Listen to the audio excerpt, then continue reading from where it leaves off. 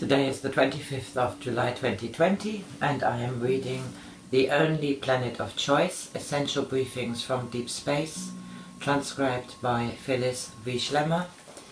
This was published in 1993. And it has questions from the 70s and 80s, and it's largely a question and answer. Chapter 16.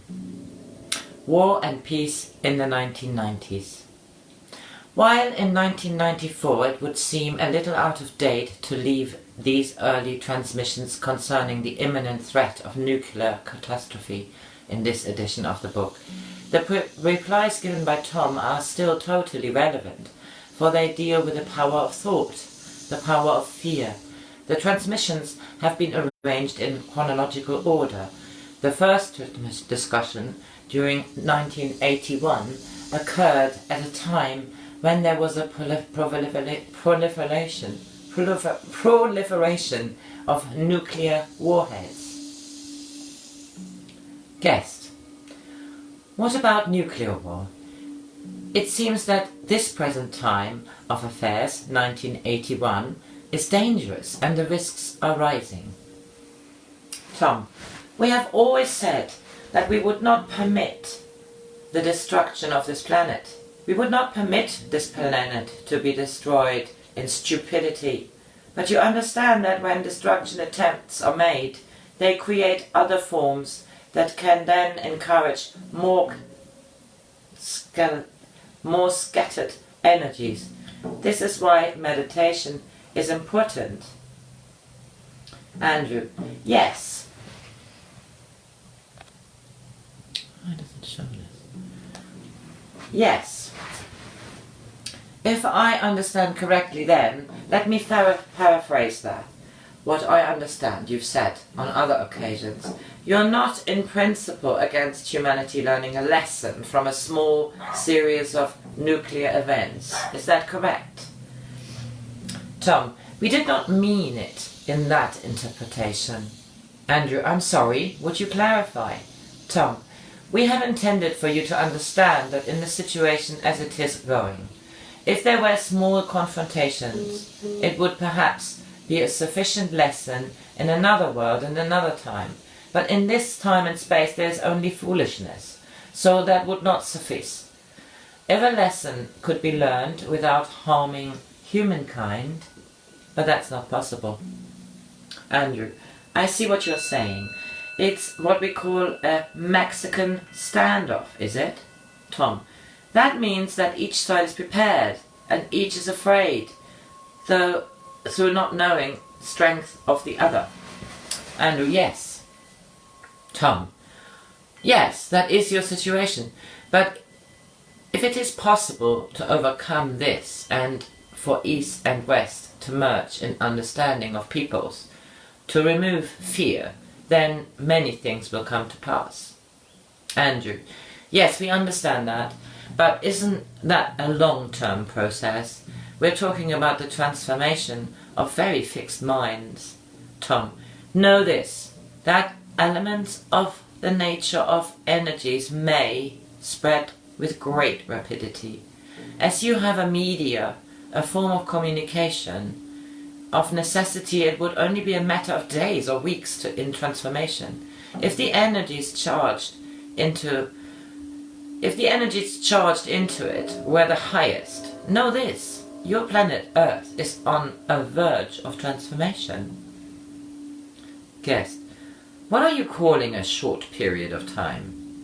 John: in the event of a nuclear strike, would you consider intervening on television and radio as was considered before once? Would that be one of your means of intervention? John is asking.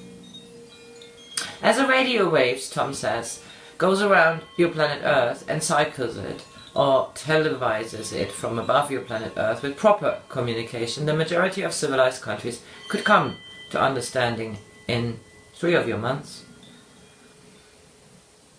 Now, John is asking, in the event of a nuclear strike, would you consider intervening on television and radio, as was considered once before? Would that be one of your means of intervention? Tom: I will consult. Yes, In some areas, but in the main, it would come from an energy of a sound that you hear not, that would cause paralysis of mechanism for a period of time. John. So what might happen is that missiles might be fired, but they might fail to operate, and that would be a very powerful indication to all people that something extraterrestrial was controlling the situation. Is that so, Tom? There would be a sound that would negate it, and the vibration would be felt by all, but not heard as a sound. John. Who would initiate this? Tom.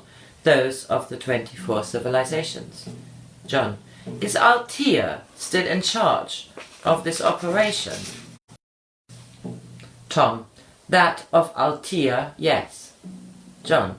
There's a paradox that's going on in the peace movement. I'm suggesting that we should not be fearful of the Russians. But the peace movement is largely based on the fear of nuclear war, and I think the fear has a negative effect. Tom. The fear will bring into existence that which is feared. John. How can we deal with this paradox, as peace campaigners are saying that we need to be frightened, because it's out of this fear that we will get people to do something? Tom. You need to be aware. Fear accomplishes nothing but destruction. Fear is the greatest enemy of all that exists on planet Earth. Fear is bondage. Fear is not freedom. John. You are, I presume, talking about a catalysm being nuclear war, because there exists so much fear of it at the moment. Tom. Yes. John. Can you give any advice on how to persuade people that they need to be aware of this situation and then act on it, without being motivated by fear? Tom. They must not be pulled into the blueprint of someone else's situation. It is like a magnet. Suddenly, all the filings have pulled towards each other and created a magnetic force field.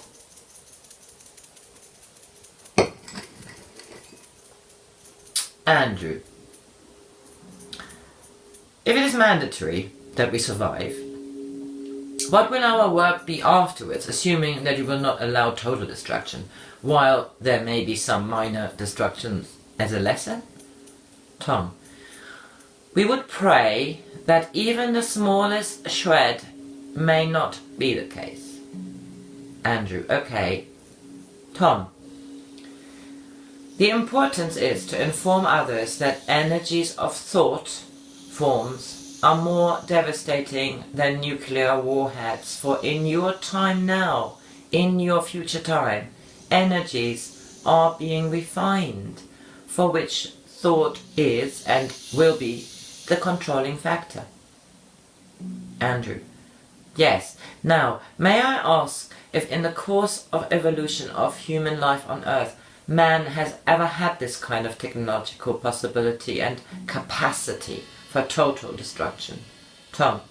No, it was localized. There have been shifts of crust upon your planet. But that was not brought about by chaos of nuclear. In a sense, it had times the same type of radiation, but it was not created for humans, by humans. You understand the difference? Andrew. Yes, I understand. All right. So this is a unique event in the history of humanity. Tom. It is the first time upon your planet Earth that it has been populated by so many. That there has been a form of communication with which all know information instantaneously. And it is the first time with generations of beings encapsulated in negative thinking. But also the first time that there are so many of those who exist in service to planet Earth, working diligently to stop destruction and to permit Earth's evolution, as it should have been in the past. Andrew.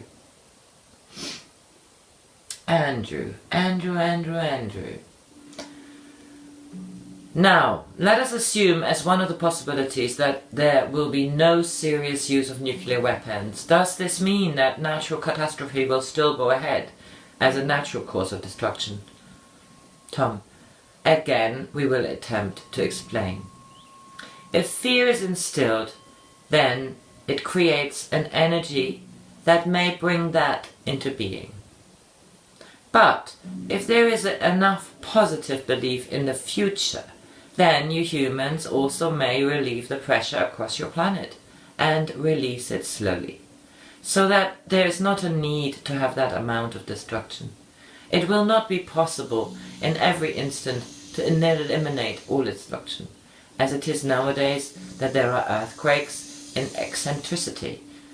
But it may be part negated by relieving pressure across your planet Earth. Andrew, I was wondering how we could ever get rid of the threat of nuclear weapons, and obviously a nice way would be to dematerialize them and dump them in some black hole in space. But obviously, Tom, man would then create more. Andrew, so that's not the real lesson. Okay. Tom, when the nuclear threat affects them directly, people of all nations then may suddenly come to awareness. Only people can change people. We cannot change people. Removing their toys does not change them. Andrew. Yes. Is this why you allowed the invention, the development and the production of nuclear weapons to go ahead? Tom, it was not like that. Let us explain to you. It has great value, this invention. It is what your people do with it that is their path, their choice. They have choices, free will to choose from one extreme to the other within their limitations. You understand that? Andrew, yes, I understand. Man, Mickey, what sort of use of nuclear technology has value? Tom, that for generating energies for developing of countries for a non-destruction situation. It is also possible for transportation in the universe if handled properly. Yes. Andrew, one problem is the peace process in the world. As you know, some small steps have been made in the nuclear field with a treaty between the USSR and the USA, 1988. Where can you see the next leverage exerted on the peace process? Tom, in the nation of Israel. Andrew, this is the prime focus. Tom, yes. As you know, there is the attempt to establish the nation of Palestine in its own environment. Andrew, yes, I've been following that process. Tom, then you know also that the most extreme people in both the nations of Israel and the nation of Ishmael will attempt a conflicting division. What is of the greatest importance is the intervention by Soviet Russia and the United States of America to make it extremely clear to extremists that if either people permits extremists to continue, then they will begin to intervene. Then the government of Israel will have the necessity of understanding its limitations and preventing the most extreme, and the Yasser Arafat, will also have the need to stop that destruction, yes? John, would you say something about what has gone on in the Middle East in the Gulf War? Tom, this is the beginning of the time of the dissipation of division. It has taken time for the merging of the countries of the Cold War. As the element of division wishes to remain as it is, you now have a similar situation of division in the Crescent, which is the Islamic countries. You had a concerted alignment of unity of many nations with purpose, in a focused direction, and this has proven to the world that it can create a vehicle to bring about order on planet Earth that is beneficial to all humankind. What must be exercised at this time is the strength of momentum to follow through and not to have disencouragement. for there will be those that will attempt to utilize the situation for their own purpose. But in unity, planet Earth has proven that it can unify against what is not of benefit for humankind. In the following transmission, it has become apparent that an important change has occurred in the aftermath of the Gulf War, as seen from the perspective of the Nine. This conversation from 1991 does not benefit from the hindsight that we now know. John, was the Gulf War, 1991, in fact the final physical manifestation on the lower planes of the Battle of Armageddon? It seems to have so many of those lower elements in it. Tom, and continues, yes, it is now important not to let the old maintain its momentum in suppression and destruction. There is an element that you should know about which entailed a great debate and consideration by the Council of Nine and the 24 civilizations in connection with souls who died because of the Great Battle. Those of the spirit working for evolution of planet Earth have taken them into their bosom and have taken them away in forwardness. So there is not to be a recycling of those who have undergone transitions. John, you're talking about the 100,000 or more Iraqis who were killed in the conflict itself, are you? Tom, of all killed in that arena, and we shall continue. John, after the 15th January 1991, the deadline given to Iraq to leave Kuwait before hostilities broke out, was there any possibility of resolving this conflict fully without military action? Had it been resolved without military action, the military power, the chemical and nuclear weapons would still have existed, and I cannot see how there can have been peace with those in existence. Tom, it could not have been resolved by other methods, for those in the spheres are in battlement. Therefore it was a case of as above, so below. The decision to bring those transitioned souls into light was because of that. It was not possible for it to be a choice on a human level. John, there seems to be another difficulty, because there is some fear that the Shia population of southern Iraq, if they were to gain power, would create another danger. Tom, what you must now understand is that this must not be permitted, as Saddam Hussein was not permitted.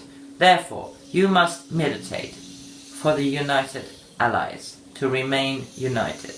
Also, you must now understand that those of Ishmael will attempt to overwhelm the nation of Israel, not in violence, for they know that they will not be permitted, but in willingness. That also must not be permitted, for all peoples have a place in the world that will help them manifest their uniqueness on all planet Earth.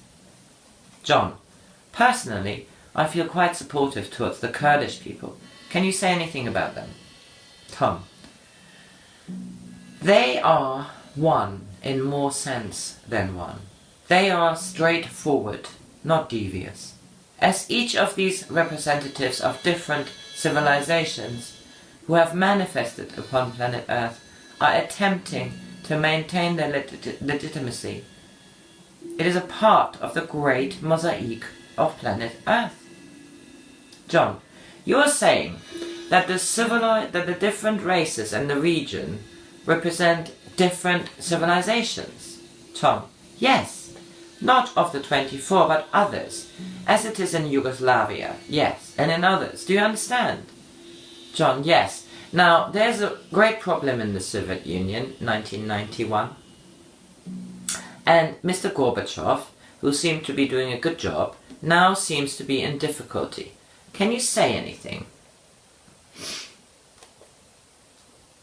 Can you say anything?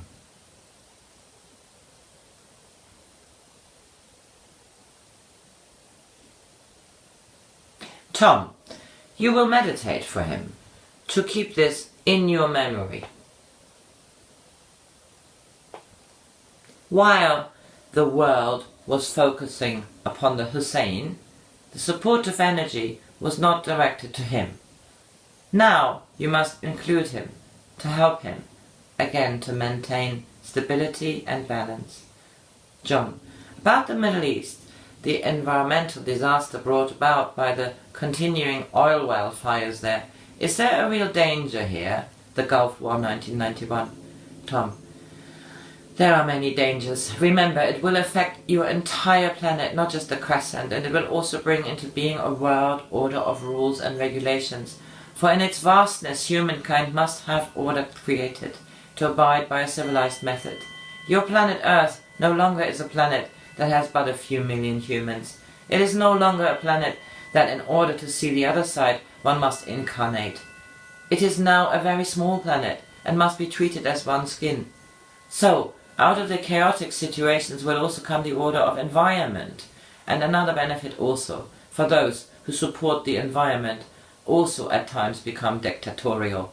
So balance will be brought.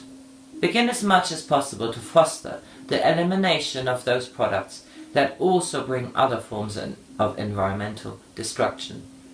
John, yes, it seems that the act of destruction of those oil wells at the last minute was such an act of blatant evil that out of the ultimate bad could come the ultimate good for the environment.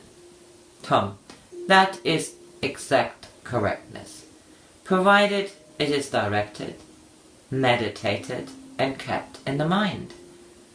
That out of that must come order. You understand the opposition is still in force. John, yes, recognizing that there is a connection between the macrocosm and the microcosm.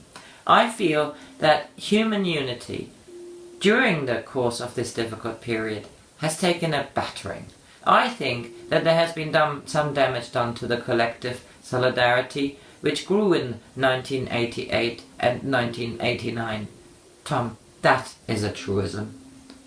What is important in these times is setting aside one's own self and become a unity. If one is not able to do that, then there must be consideration of ways of creating more understanding. There must be great consideration. It is a simple law, and that is the golden law. John, do unto Tom. Yes, do unto others as you would wish to be done to you. And take into consideration all cultures, all personalities, and remove egos. Become a true selfless individual or nation in times of need for planet Earth, in unity and togetherness. Know this, all the civilizations that are in conjunction with the 24 are in readiness to help. It is time now for humankind to reduce competition with each other and to emerge as one unit of joy. That will take time and effort. Most importantly, it is based on trust. The trust that there are in the universe those beings that are there to help you, as also is the unknown God. It is important to know that you must trust and you will be directed. Also, at all levels of consciousness, you must trust yourself. Recognize the importance of understanding this and the necessity for generating this trust about yourself. It would be foolish of us to tell you that all that exists upon planet Earth are equal, for that is not true. With one exception, you are all equal in that you come from the same source. In the manifestation of your physicalness, however, there must be those who are leaders and who bring out the best in others, for there are those who wish to be led, and to attempt to force them to be leaders when they do not have the environmental, physical, emotional, or mental faculties to do so, puts them in a detrimental position. Therefore, you humans must support each other, love each other, have respect, but be aware of those elements of humankind that are not in the highest state of evolution. They serve their purpose also. This does not mean that some are special and some are not. The next transmission returned to the problem of peace between the Hovits and the Ishmaels. Harriet, I'd like to thank you so very much for all your love and protection during this past Gulf War for the Allies and for the nation of Israel. Tom, that is for all nations, yes.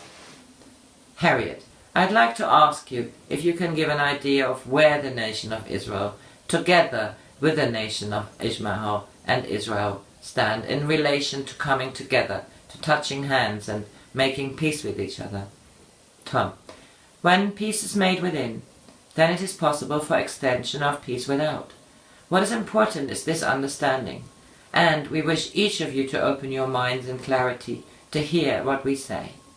It may not be acceptable to some, but there is a functional issue that must be understood, and that is that there are some that function differently to others.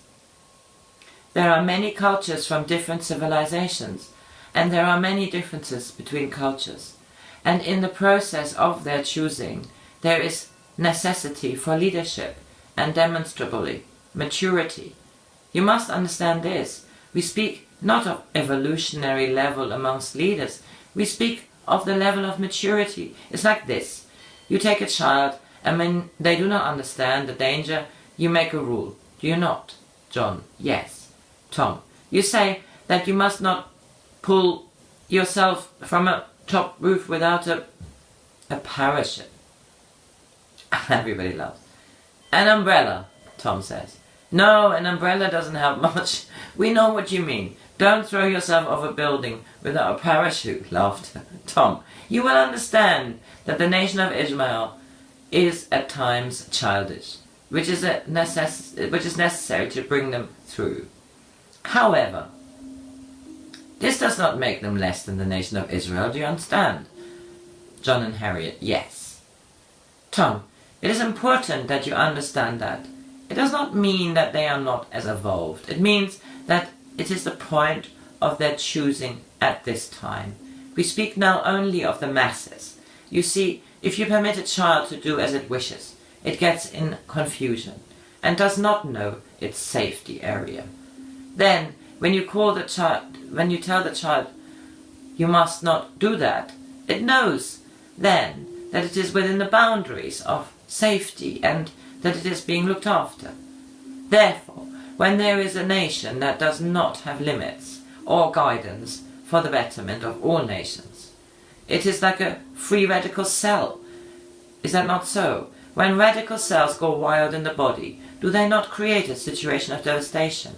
Therefore, with the nations of planet Earth, what is important is to create guidelines, to prevent them from hurting self, and to remove from them the ability to hurt others. This then brings them to a peaceful solution and takes away from them that ability to damage all. But what it also does for them is to give them great relief, so they do not have to perpetuate what they think is their manliness. You must include also the understanding that the nation of Israel in past conflicts has now learned that by not retaliating, they have grown in stature, not only in the world but in itself. Therefore, by taking away from those of Ishmael this ability, then it becomes their way, and they too will grow in stature. You do not give a child the permission to stand in the middle of your most dangerous roadway and hope it will survive. John, that's true. Tom, therefore, you must put great barriers to stop it. Is that not so? Israel and John, yes. Tom, when that is understood, and when opportunity for those emotional disturbances that keep people in bondage are taken away, the problem will begin to be relieved, and then they may begin negotiations. Remember this, the people of the nation of Ishmael are very much like children, so today they love you and tomorrow they do not. This makes them not less. You must understand that. Locke.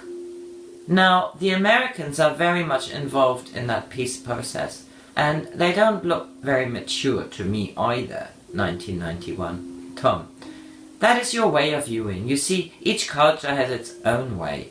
It is the nation if the nation of the USA did not stand in steadfastness, then at this time there would be a conflict that could not end. What is the greatest importance is the understanding that there are differences in all nations, and all that it is like a mosaic that creates your earth. And in each nation there must be understanding without condemnation of others. That is the important achievement to make, when also there is unity and holdfastness among all that are what you call civilized, not permitting others to disrupt other nations. Then those children learn by example and by understanding that they are not permitted to destroy themselves. When a child begins to understand that you care enough for it not to permit it to destroy itself, then it begins to feel safe with you.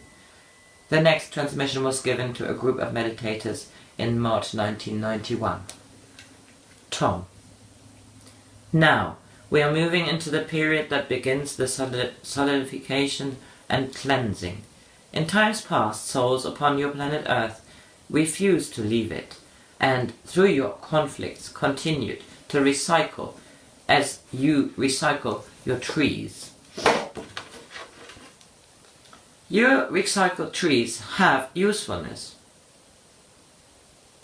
but the soul recycling of humankind does not create usefulness, but creates a bottlenecking of forwardness.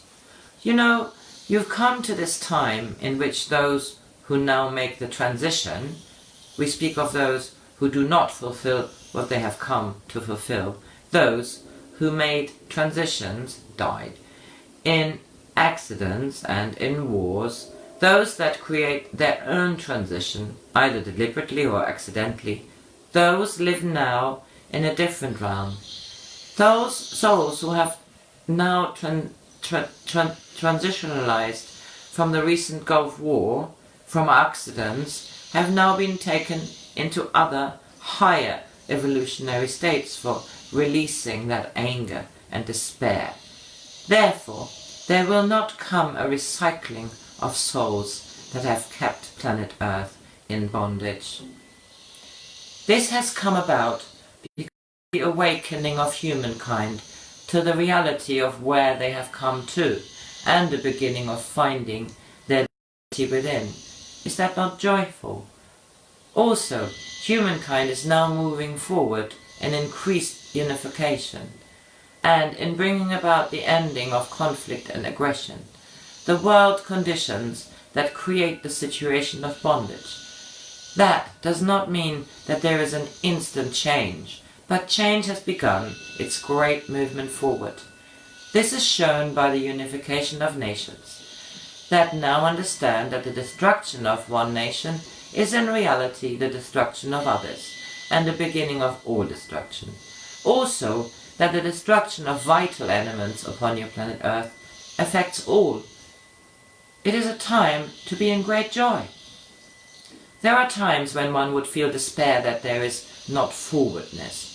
What is necessary now upon your planet Earth is for each of you to understand that you contain within you that element, that cell, that atom, that molecule, that soul part of you that is a part of the creation and the whole, and that you, in your evolutionary state of being at this time, can create the energies necessary by yourself and in conjunction with others to stop further destructiveness. For as in times past it was religion which led planet Earth, and it served its purpose, now it is you, the peoples of Earth, that speak. You should be joyful for this and not feel burdened by it, as some of you seem to be. It is not a perfect time, we agree, but it is a time of greatness, and we are in gratefulness to you humans who are positive, for it is necessary for the completion and fulfillment of planet Earth for us to be in partnership with you. We find great joy in this time for the youth that are coming to planet Earth in this time, and who have come in the recent past, are coming with a full understanding that they serve a purpose. Those who came and did not understand their purpose, it is now being revealed to them. Most people have been upon planet Earth in times past, in times in which you come for learning. In this time, many peoples have come to benefit planet Earth in conjunction with us, in service. We bless you for that.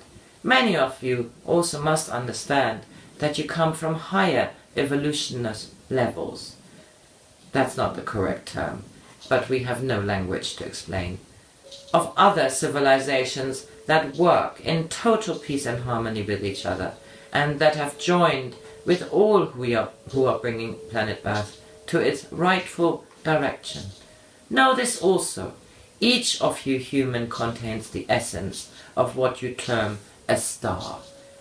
And we have not revealed that before. You have existed in all eternity and will continue to exist in all eternity. What is necessary now is to understand that and the responsibility that goes with it. But it must be understood with joy, not with fear or despair. And it is now time to understand you must not flagellate yourself when you make an error, but move forward beyond it and remove and peel off that shell and let another light of yourself come through.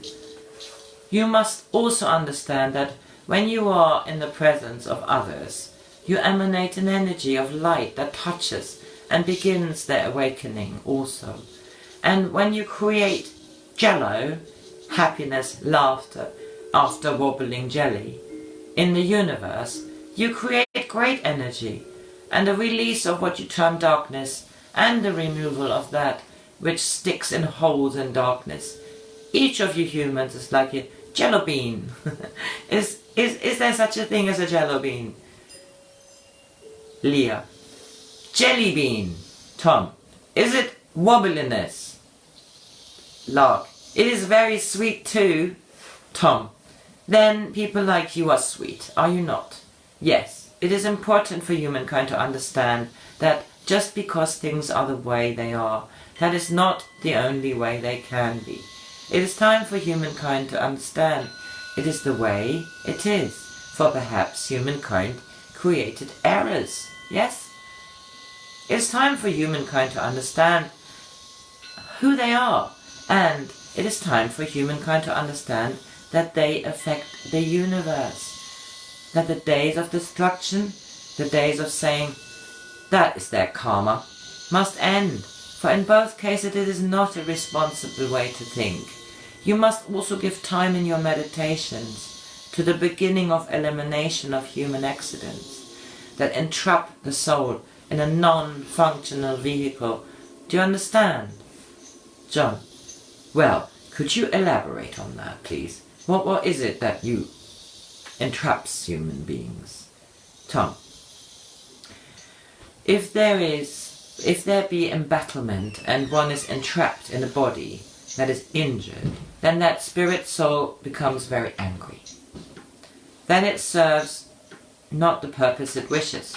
And if there is entrapment in the mind through ingestion, if it be deliberate or accidental, then that mind cannot fulfill its desired function. Do you understand?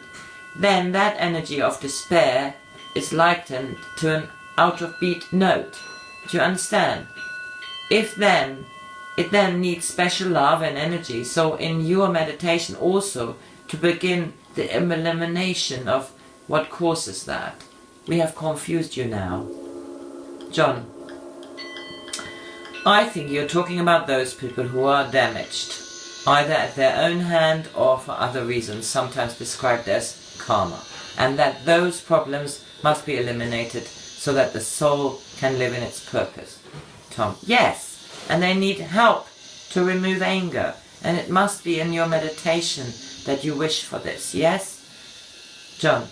While we are all here now together as a group, would you like to say what meditation you would like us to do together? Tom. We would wish each day at your time of choosing for you to be with us for 18 minutes of your time, to bring about the ending of conflict in the crescent the elimination of the destruction of the environment, especially in the crescent, and the acceleration of the return to a state of well-being. Do you understand? And you will also include the intention of permitting each nation and each group of entity souls to be allowed to be who they are, without being enforced by a nation that would wish to control them. Then will peace begin to really come to your planet Earth, and it will begin to be the paradise for which it was created, yes? While there are other meditations in this book for the ecology of the planet, at the time of the Gulf War crisis, Lark had asked this next question. Lark, can you give us specifics about how to solve the environmental tragedy with our meditations? What do we visualize? Tom, you visualize all explosive smoke being eliminated quickly. For example, you will visualize a turn-off in suddenness, and also envision a suctioning of that which pollutes land and water. For humankind, in its higher aspect, has an ability to create all that is necessary for its rapid elimination. As we have said in the past, and will continue to say, until humankind is brought to awakening, it is important for humankind to understand its responsibility.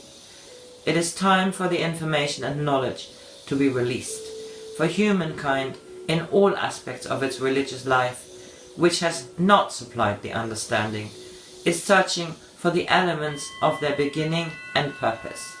So, with that information being brought forth, comes the unlocking of forwardness. That was chapter 16, and it finished at page 221, and the next chapter will be chapter 222, and it is called Preventing Disaster. Enjoy Sunday.